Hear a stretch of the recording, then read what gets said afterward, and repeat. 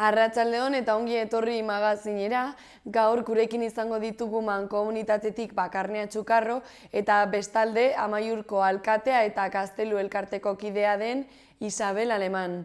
Baina hasteko ikus ditzagun betiko edukiak. Gaur 2022ko otsailaren 7 da, ikus ditzagun zeintzuk diren gaurko efemerideak.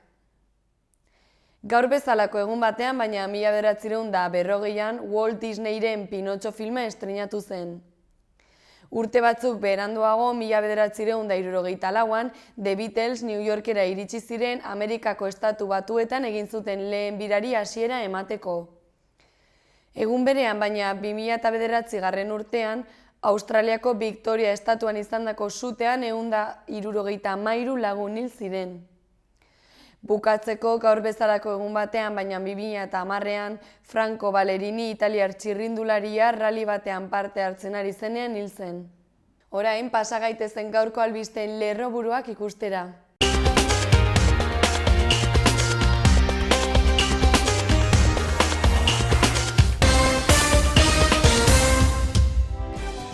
Azken 24 orduotan Nafarroan 348 COVID kasu berri zenbatu dira. Nafarroak 51 gorroto gertakari erregistratu zituen pandemiaren lehenbiziko urtean. Nafarroak 5.800.000 euro jaso ditu bizitzeko gutxieneko diru sarrera edota errenta bermatua jasotzen duten pertsonen gizartaratzea eta laneratzea sustatzeko. 010 telefonoak 1.134.401 hartu eman kudeatu zituen iaz. Telefono deien mezu elektronikoen eta SMS bidez 2020an baino 141,8 gehiago. Gaurtik aintzinera salestarrak inguratzen dituzten San Fermin eta Medialuna kalentarteak itxi egingo dira saneamendu sareak berritzeko. Sariek entregatu zaizkien Nafarroko Gazteriaren arloan eginiko unibertsitateko ikasketen amaierako lan onenei. Euskal Zalen Topaguneak pertsona bat kontratatu nahi du 2022ko Euskaraldiaren dinamizazioan lan egiteko. Aste honetan abiatuko da bersoaroa, Iruñeko udalaren bersolaritza zikloa eta saioko otsailaren 24 bitarte iraunen dute. Maite Iribarren artistaren Lo que queda erakusketa ikusgai izango da Ziudadelako labean. Eskultura eta naturan egindako esku hartzen argazkiak osatzen dute bere lana.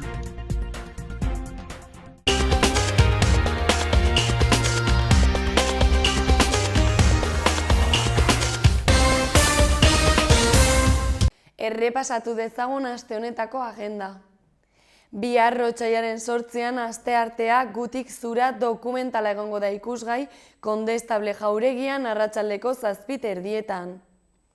Bestalde otsailaren 10ean osteguna bertsoaroa bertso jaialdea ospatuko da Nafarroako Antzerki Eskolan arratsaldeko 7:00.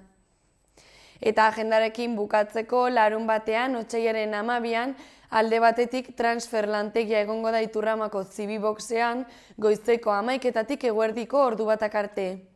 Eta bestalde egun berdina baina arratsaldeko 6:00 7:00 emakumearen eta neskatoaren nazioarteko eguna zientzian ospatzeko piztu emakumeon energia familiendako ikuskizuna ikusgai egongo da Iturramako Zibiboxean.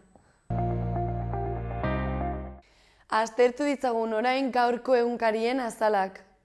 Diario de Notiziasekin hasiko gara. Lerroburu nagusiak dio, iaz Nafarroan 127 arte sexu delituek gora egin zutela eta biktimak erasotzailea ezagutzen duela kasuen 75%. Honen azpian argazki batek lagunduta erizaintzako oposizio zaila izan dela azpimarratu du egunkariak. Bestalde hori azpimarratuta kirola. Lehenengo lerroburuak dio Sergio Herrerak osasunaren norma indartu duela.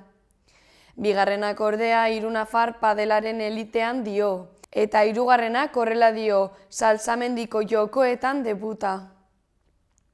Beherago Diario de Notiziasek azpimarratu du UPNren krisiak jota utzi duela Navarra suma. Horretaz gain Burlatako BHIko zuzendaria eraso batetik errekuperatu dela nabarmendu du. Bestalde, COVID-ari dagokionez, egunkariak ohartarazi du Nafarroan atzo 385 kutsatu izan zirela azken 69 egunetako kopururik txikiena. Eta bukatzeko ausartaren lasterketak Iruñean 1067 parte hartzaile bildu dituela jakinarazi du egunkariak. Orain Diario de Navarrara pasako gara. Lerroburu nagusiak dio Nafarroan 4.718 pertsonak lortu nahi dituztela erizaintzako 424 plazak. Azalaren zati handi bat betetzen duen argazki batek lagunduta, horrela dio Lerroburuak, Nafarroako amona. Ondoan egunkariak gorriz nabarmendu du Txibitek euskararen pultsua irabazi diola geroa bairi. Bestalde egunkariak nabarmendu du UPN-ren krisiak aurrez aurre jarri dituela Sánchez eta Casado, Gaztela eta Leonen. Horretaz gain, Marta Ripoll Burlatako Ibaialde BHBiko zuzendaria adingabe batek jo duela ohartarazi du egunkariak eta horregatikaren aipuan nabarmendu du. Horrela dio aipua. Indarkeriak ez du ezertarako balio, aurro horrentzako are gutxiago. Bukatzeko goiko aldean grisez azpimarratuta lehenengo Lerroburuak dio, 2-1 bankuko txartelera iritsi dela. Bigarrenak horrela dio, Benidorm Fest hizkuntza ez da inozentea. Eta azkenekoak ordea horrela dio, Gorritxoen ajea Sevillaren aurkako puntuan. Gararekin jarraituko dugu orain. Azalaren Lerroburu nagusiak dioenez, galderek burrunba egiten dute oraindik Zaldibarren erori eta 2 urte pasa ondoren. Bestalde egunkariak azpimarratu du Saiasek eta Danerok berme eta disiplina batzordeari aurre egin behar diotela orain.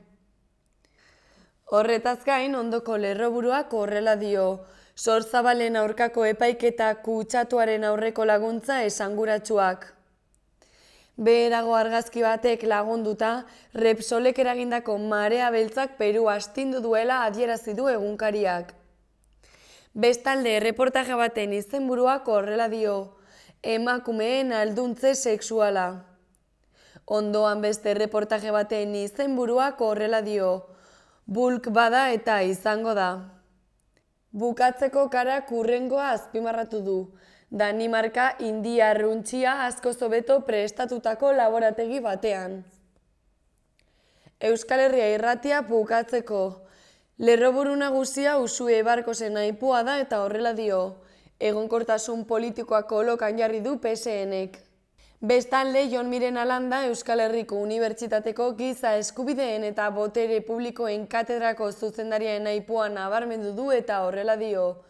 Zaurgarrienak babesteko sortu ziren gorroto delituak, Nafarroan ordea, ideologikoak ere horrela izendatzen dira. Bukatzeko Osasuna Sevilla partiduaren inguruan hurrengo adierazi du Euskal Herria irratiak, puntu bat baino gehiago. Ikus dezagun gaurko eta biharko eguraldiaren iragarpena zein den. Gaur asteleena giro motelagoa izango dugu. Ipar partean noizean behin euria egingo du bereziki Kantauri isurialdearen ekialdean. Gainerakoan ere tantaren bat bota dezake, baina egunaren amaierarako hartatzera egingo du eta hodeiek gutxitzera egingo dute. Hegoaldean hodeitza ez da intrinkoa izango eta ostarte batzuk irekiko dira. Mendebaldeko haizea ibiliko da arratsaldean ipar mendebaldera egingo du eta temperatura maksimoak ezer gutxi aldatuko dira. Asteartean giroa eguzkitsua izango da, goizean hodeien arrastoak agertuko dira Kantauri isurialdean eta barnealdean lainogune batzuk sor daitezke. Egunaren gainerako orduetan urdingune zabalak gailenduko dira, ekialdeko haizea ibiliko da barnealdean hegoa ekialdekoa eta temperatura maksimoak kostaldetik hurbil 15 eta 16 gradu zentigradura hurbil daitezke. Minimoak aldiz apur bat jaitsiko dira eta hegoaldeko zenbait lekutan izotza egin dezake.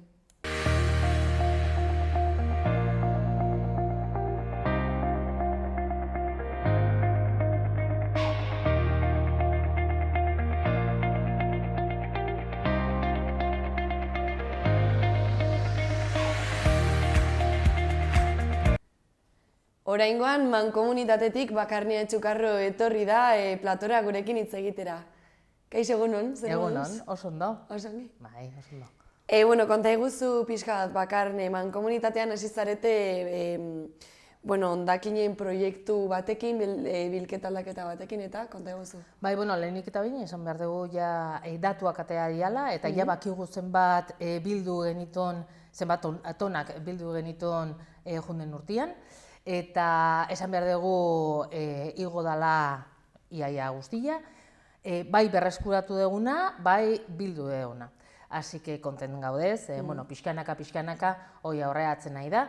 Eta, gaina frakzio guztiak igo diez, bai, gai organikoa, bakizu nola martxan jarri genuen kanpaina bat, eta nola edukontzi berria jarri geniton, oain ikusi ego gauza honatzala, zen haunditu ego bai bilketa, bai berreskuratzeko gai organiko gauza hori, ez. Bestaldetikan, igo da bai paper bilketa, bai, papera, ontziak jeitsi die, hoi bai, binen hori normala da, zen, junden urtean adibidez, izan genuen, itxialdia izan genuen, ez? Eta hortan ja nabaritu genuen, bilketa, ontzien bilketa igotzen aitzala, binen oan ja jeitsi da, hoi da, pandemiaren ondorioa. Gero, tamaina handiko gauzak ere, jeitsi die, hoi, suposatzen dugu, junden urtean, pandemian ondorioz, egin genitula garbiketa asko etxian, eta, aurten ja, edo junden urtean, ja esain beste ez, orduan, hoi ja jeitsi da, frakzio hori. Binon gainontzekoak, igo die, eta batez ere berreskurapena. Eta hoi oso importantia da, zen berziklatzia gure helburua da. Eta pixkanaka lortzen nahi geha, horretan gabiltza pentsatzen nahi gehanean hondakina tratatzeko planta berria, zen gu nahi dugu bai bilketa haunditzia, bai birziklapena haunditzia, eta hoi lortuko dugu planta hortan, binon uain, berriro prozesu bat abian jarriko dugu, parte hartzeko prozesu bat, zen, hasiko da, aste honetan egingo dugu, binon politikarin tartian eta elkarten tartian, eta binon jendean nahi baldin badu ekarpen batzuk egin, posible izango du gure webgunearen bitartez. Eta, hori ja aurrera jarrituko du. Eta hilabete honetan izango dugu, ibaien garbiketa. Zer bakizu nola abenduan izan genuen, ibaia nola hunditu zian, nola izan genuen, Iruin herria dan estalita, urez estalita, eta, herritar askok esaten zuen, jolen, hau garbitu behar dugu, ez? Eta guztion tartian ja ados jarri geha, eta martxoaren 26an eta, otsailaren 26an eta martxoaren 3an izango dugu garbiketa hori, auzolan modukoa, eta, hemendik ere gonbidatu nahi dugu jendia parte hartzea, zen, guztion onurantzako izango da, ez? Eta nola egingo dira garbiketa horiek edo nola antolatuko da jendea eta ze egin beharko da? Bai, 2 puntu izango die ezberdinak, segun eta 6 bai garbitu, eta gu geu ja banatuko ditugu bai txalekoak, bai tresnak, beharrezkoa dian tresnak, eta bukatzeko 11etako batek izango dugu, hori importantea da. Hori garrantzitsua da aipatzea.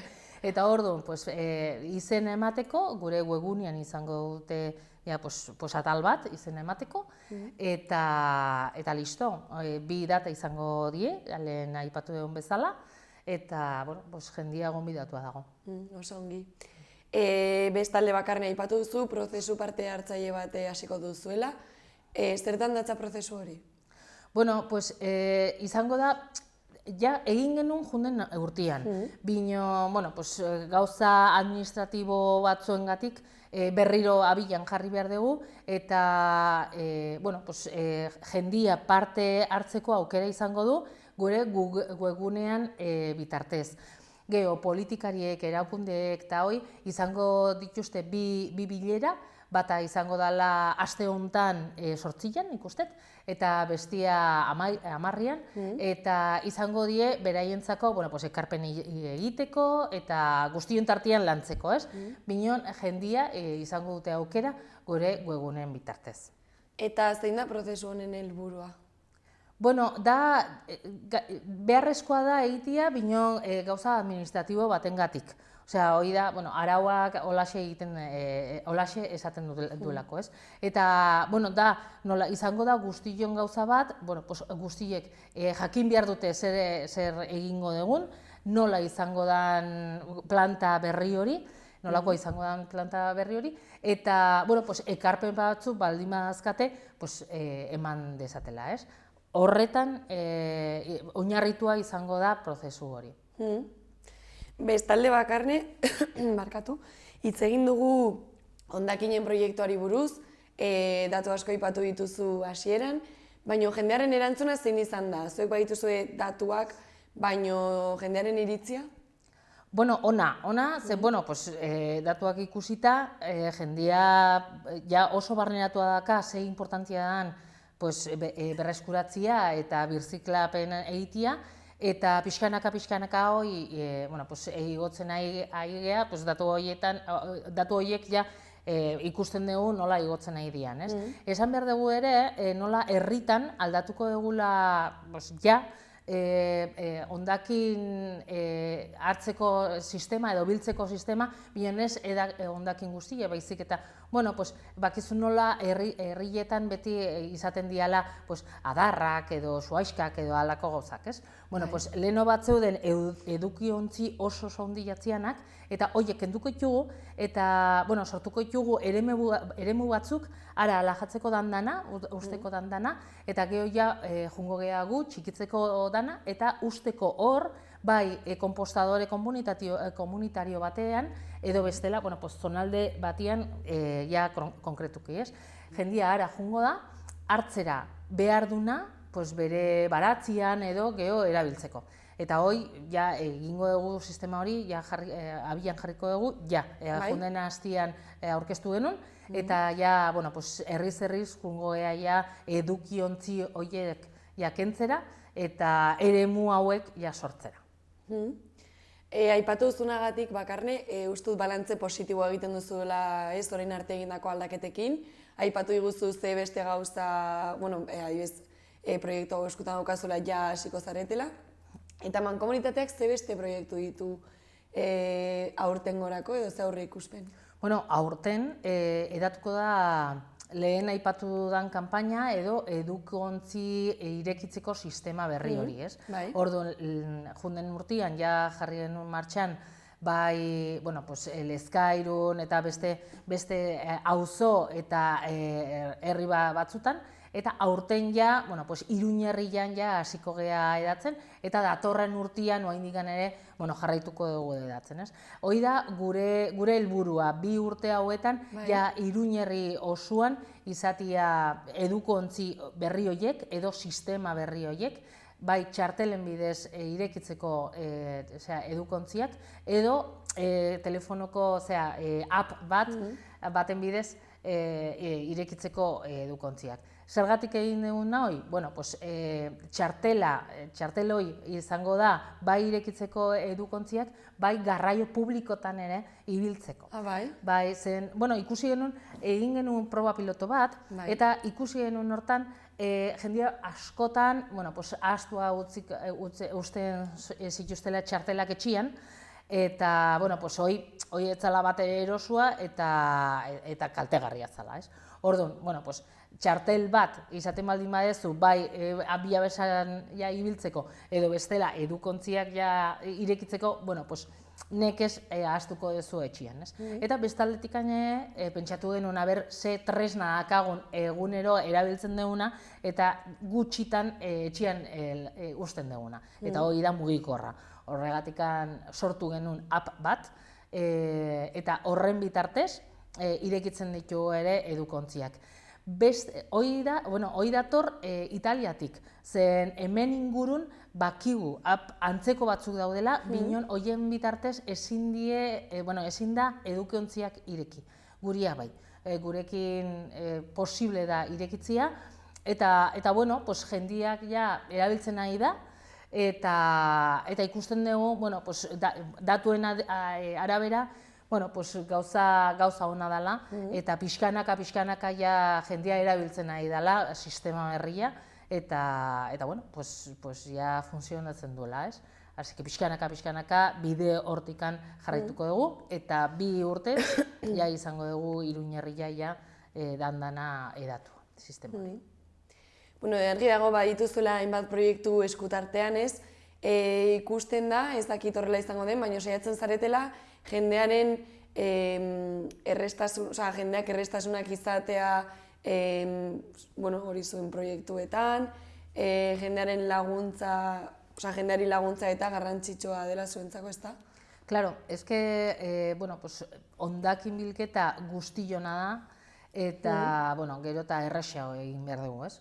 Zen, bestela oztopo jartzen baldin baditugu, gure helburuak ez da beteko. Eta gure helburua da birziklapena eta berreskuratzea ahalik eta gehien, ez? Zergatik, gai organikoen bitartez lor dezakegu bai energia eta bai konposta. Jolin, eta hoi, zergatik galduko dugu hoi, errekurso hoi, zergatik. Horregatik, ahalik eta gehien egiten nahi geha, errexago izateko, bai sistema hori edo erabiltzeko sistema hori, eta bai bilketa eta berreskuratzeko sistema hori ere. Oso ongi. Eta, orain, elkarrizketa bukatzen joateko, bakarne zeo zer gehitu nahi baldin baduzu, lehen esan duguna, izango dugula auzolan edo voluntario jardunaldi batzuk ibaia garbitzeko, hasi que jendia gonbidatua dago ikera, eta hemendikanen, gonbidapen hoi zabaldu nahi dugula, ez? Hasi que gure webonean bitartez, izena emateko aukera izango dugu jendiak, hasi que, guztion tartean egiten dugun eta lan ona agertzen dan edo izaten dan. Hori da. Eskerrik asko bakarne etortzeagatik eta gurekin informazio guztio konpartitzagatik ere, bai? Zuei. Gero arte. Aio, bai.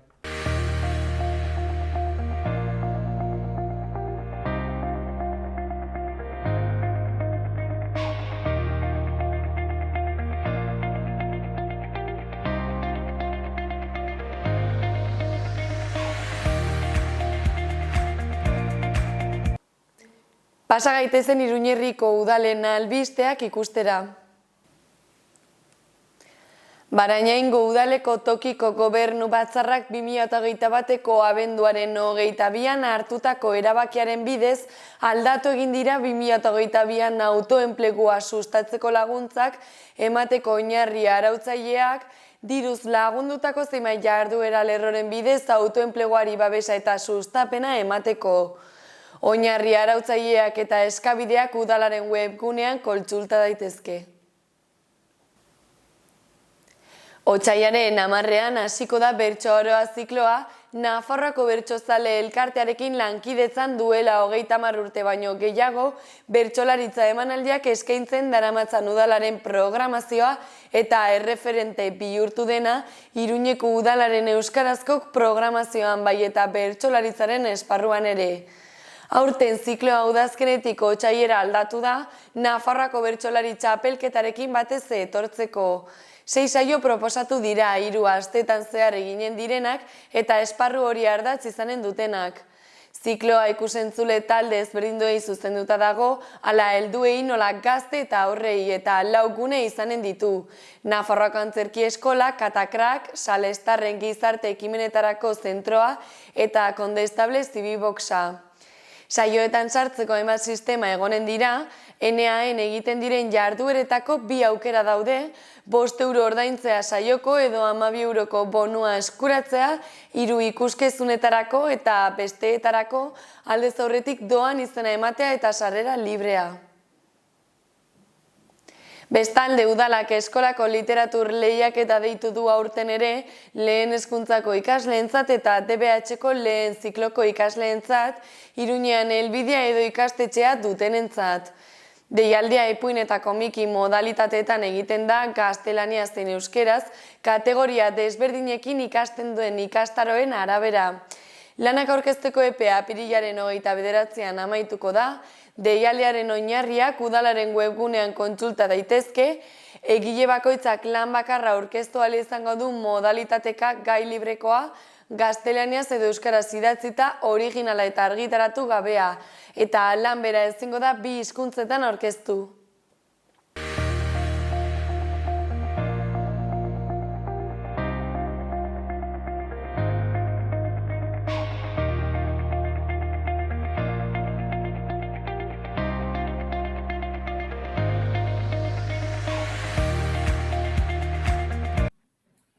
Bueno, Isabel, Amaiurko monolitoa eraiki zenetik 1 urte pasa dira, eta gainera Euskal Memoriaren alde egindako lanagatik Sabino Arana saria jaso duzue, beraz, zorionak. Mila esker. Eta zer ekarriko du edo zer suposatzen du zuentzako sari hau irabazi izanak? Bueno, batez ere errekonozimendu bat, ezta? Duela 1 urte hasitako lana Gaztelu elkarteak segitu zuen duela 40 urte. Dakizuenez monolito hura, lehendabiziko hura ere itxi zuten, eta Gaztelu elkartea herriko gazte batzuz osaturik sortu zen 1978an monolito hori berriz goratzeko. Eta 1982an inauguratu genuen. Orden nolapait ere, duela 1 urte gure memoria historikoa bizirik mantentzeko idea hure guk segitu egin dugu. Eta hau noski errekonozimendu bat da. Denen aitzinean, Euskaldun guztien aitzinean. Eta, azaldu diguzu ongi nola sortu zineten eta zer esan nahi du zuentzako sari honek. Zer uste duzu ekarriko duela sari hau irabazteak, ez dakit adibidez, oihartzun gehiago izatea edo? Bai, beti mediotan agertzea, elkarrizketa hauek eta ez dakit, ikusten gaituzue denak, ez? Eta hoi ona da guretako, ze horrekin behar bada lortuko dugu bertzeun urtez, solasa gutaz solastea eta noski memoria historikoa bizirik mantentzia hori da helburu nagusia. Eta, aipatu guzu hasieran, aipatu dizkiguzu ze helburu motak zehaztu zenituzten sortu zenean elkartea, orain helburu berdinekin jarraitzen duzue, beste helburu batzuk zehaztu dituzue? Bueno, berez hasieran estatutotan agertzen da, dudik gabe, helburu nagusia monolitoa goratzea zen eta horren inguruko ekintzak antolatzea, baina baita zerbitzu bat ematea herri txiki batek, Amaiur bezalako herri txiki batek dituen behar kulturalei, ez? Erran dezagun murtxapelketa kantolatzea, inautea kantolatzea, sokatira txapelketak, horrelako gauzak. Ez kara bakarrik gazteluko gauzak antolatzeko, baizik eta herritarren beharrak ere asetzeko hori, nik uste zutabe bada, ez? Kontutan hartzea berriz, beti, hor 250 lagun gaztelu horren inguruan bizi garela, baino ez dela bakarrik gaztelua, ez da? Bestalde, Isabel, hori urteurrenari dagokionez, imaginatzen dut, lantzeren bat edo ikerketaren bat egingo zenuketela azkeneko urte hauen inguruan, aldaketa motak izan dira bai monolitoan eta bai Amaiurko herrian ere. Bueno, 40 urteoketan, monolitoa goratu eta gero bai pixka bat atzendu ginen edo ez dakit nola erran sasiz inguratua gelditu zen, urtean behin gaten ginen herriko bestetan gau pasa bukatzen zenean antxe gure gozari egitera, goizeko 6etan, eta baino 2012 urbilduz bezala, 2022 urbilduz bezala bai ikusten genuen, beharra, deskansoa eman diogu, baina oraintxe berreskuratu behar dugu, ez? Honen inguruko lana. Eta horregatik Arantzadi Zientzia Elkartearen eskutik duela 6 urte, indusketa lanekin hasi ginen, baina haratago gateko, ez gelditzeko bakarrik oroigarri hortan, monolit hortan, baizik eta horren azpian arakatu eta harri hoiek erran dezaketena guk interpretatzen saiatzeko, ez?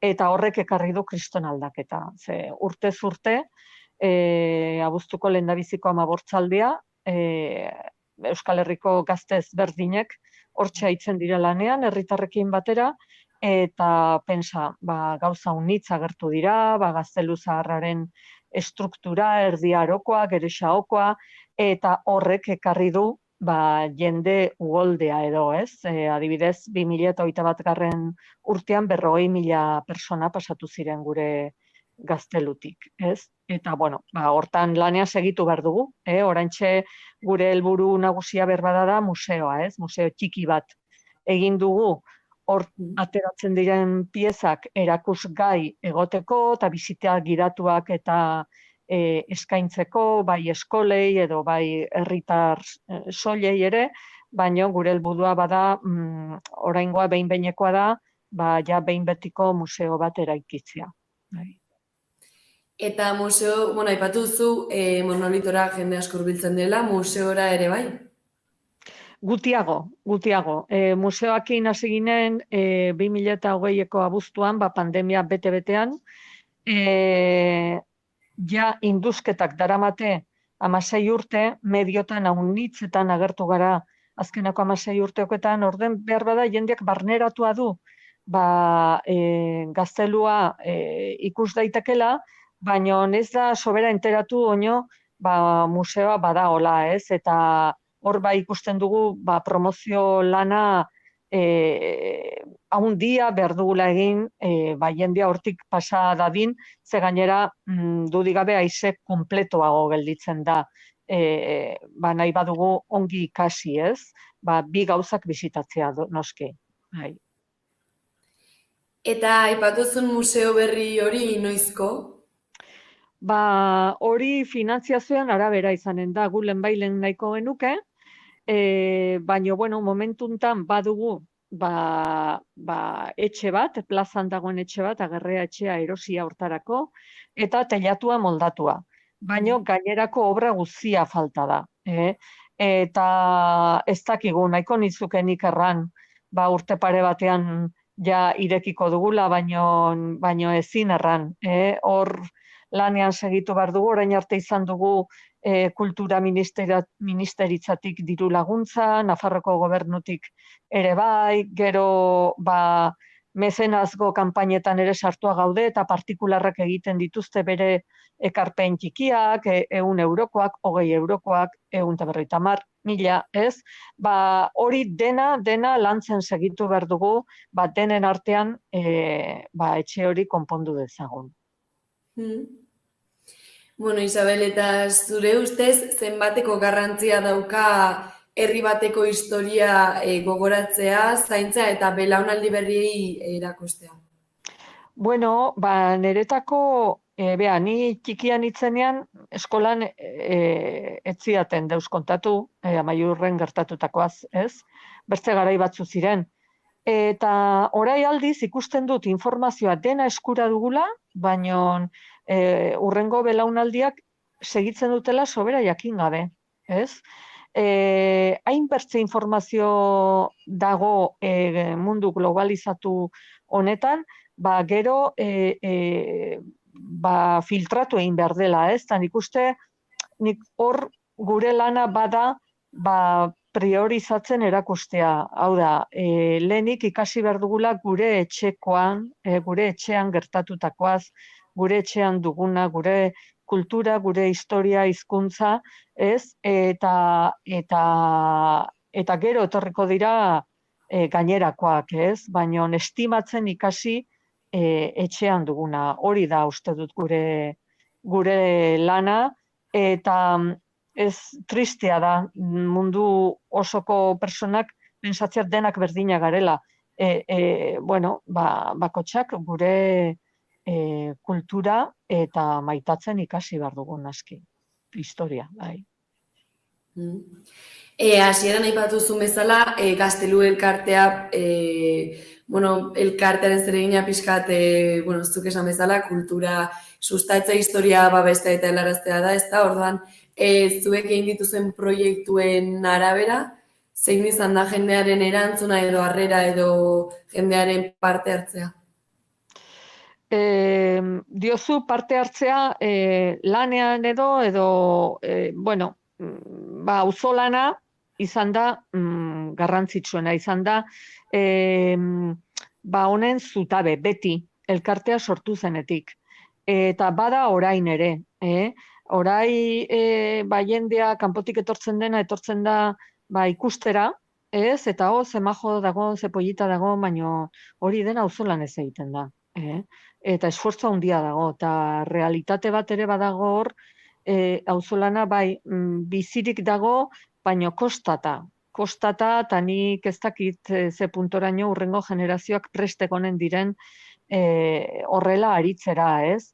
Eta horrek hausnarketa bat eskatzen du naski, zeren gero eta pentsakera individualistakoa dugu, eta komunitate lana hori bizirik mantentzia bertze reto handi bada guretako, bai.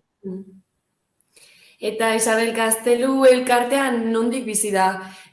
Nafarroako gobernuak babesten du eta jasotzen dituzue diru laguntzak, beharrezko diru laguntzak ez? Bai, kuotak ordaintzen ditugu, ez? Sozioak, eta hori, urteroko gastu, dugun lokalako gastuak eta ordaintzeko, eta horrela, eta gero hori, mezenazgoaren bitartez, urte bukaeran kanpaina egiten dugu, jendeak laguntzeko, eta noski diru hori badaie, auzolan horiek sortzen duten gastoak eta materiala dela, gasolina, desbrozadorak, horrelako gauzak ordaintzeko, panelak berritu behar direla, horrela, eta gero ja obra potoloak erran dezagun musealizazioa, etxearen erosketa, hortarako ja daude instituzioen diru laguntzak. Baina hori, urteroko egin behar den lan hori, auzolandegietan egiten dugun lana, hori mikro laguntza hoiei esker izaten da. Bai. Eta uste duzu, zuek bezalako elkarteak eta erakundeak, esan nahi dut historia eta kultura adibidez sustatzen eta babesten dutenak, behar bezala babestuta daudela gaur egun horrela orokorrean? Bueno, gu hasteko eskerrak orain arte mantzaigun diru laguntzaz. Inoiz ez da batek nahi duena, ez? Segureskire partidak taldea unitzen artean banatu behar direlako, eta hoi kudeatzen dabilenaren dako ez da erresa izanen, noski. Gehiago nahiko genuke, dudik gabe. Eta bertzea da ere, hor gabiltzenak, elkartetan eta gabiltzenak, ez gara profesionalak, guk ere auzolanean egiten dugu guruen lana, batzutan ez dakigu nola kudeatu behar diren diru laguntza horiek edo nola harremandu behar garen instituzioekin, ez da erresa izaten hizkuntza hori ulertzea eta bar, baino aurkitu izan dugu hor jendea pazientzia handikoa ere, eta lagundu gaituena. Orduen, zer erran hasierako galderara, inoiz ez da nahiko genuken guztia eta borrokatzen segitu beharko dugula, gehiago izateko, bai. Isabel, hasieran aipatu bezala, aurten 100 urte hurrena, monolitoarekin izenetik 100 urte hurrena, orduan urte berezia izango da. Zer prestatu zuen aurtengo hori urterako edo zekintza mota egingo dituzue? Urte guztian zehar izanen ditugu ekintzak, eta ja aipatzen ditudanen artean dago lehendabizikoa apirilaren 16an, Aste Santuko larun batean, eguerditan, Amaiurko plazan, Asisko Urmenetak aurkeztuko du Amaiur Libera Estate komikia. Komiki ederra, fikziozko historia baten bitartez, baina historikoki ongi planteatuta, denbora goxo bat pasatzeko hori irakurtzen, eta hori izanen da lehendabiziko ekintza. Gero, maiatza bukaeran, izanen dugu Baztango Mendi martxa, Baztango Mendi goizaleak kirol taldearekin batera antolatua, hemen Amaiurtik abiatuko dena, eta Amaiurrek Baztanekin zituen mugarrietan barrena ibiliko dena. Uztaila erditsuan, 16an, konkretuki, Baztanderren biltzarra bezperan, izanen da gure ekitaldi instituzionala. 1922 eta 1982an egintzen gisakoa. Goizean desfile batekin, dantzariekin, gazteluraino, lore eskaintza bat, eta ekitaldia bera, eta gero herri bazkaria. Herri bazkari handi bat, gutxinaka informatuko duguna, txartelak nola erosi, eta abar. Eta gero abuztuaren 12an beteko dira, 8 urte gaztelua suntsitu zutela, eta ez preziski 12an egun hortan herriko bestak hasten baitira, baina aitzineko hortzila larun batean, 6an, izanen dugu ikuskizun musikala, musika, dantza, kantua eta antzerkia. Eta, liburu gehiago izanen dira, ipuinak, baina gutxinaka gauzak izten ditugun bezala, informatuko zaituztegu. Urte guzian izanen dira. Erakusketa bat, hori ere nahiko lotuta dugu, Arizkunenean, artearen inguruko erakusketa bat, ikastaro bat, baina, informatuko zaituztegu. Oso ongi. Isabel, elkarrizketa bukatzen joateko, zer gehitu nahi baldin baduzu orain? Etortzeko, guretako urte garrantzitsua da, baina ez urte hau bakarrik, ondokoak ere bai. Ez da hien pasatu, duela 40 urte pasatu zena, gero monolitoa sasiak hartu zuela. Hortarako herritarrak, ze Gaztelu elkartea igara aipatzen, baina egizkior herria dago, gure 200 eta 250 biztanlekin. Herritarrak lanean segituko dugu, zuek ere badezakezuela zuen ekarpena egitea, gure web orriaren bitartez, beharrezkoa dugulako guk desbrozatzeko behar ditugun tresna horiek ordaindu, eta panelak berritu, eta, naiz eta iduritu ekarpena txikia dela, beti ongitorria dela, eta, guk alfombra gorria jarriko zaituztegu, etortzen zaretenean. Isabel, eskerrik asko hemen bukatzen dugu elkarrizketa, eskerrik asko zure denbora eskaintzagatik, eta, aipatu dugun bezala 2022 urte berezia, orduan disfrutatu, eta disfrutatu sariaren errekonozimendore bai. Ederki, esker mila zuei. Zuri gero arte. Aio.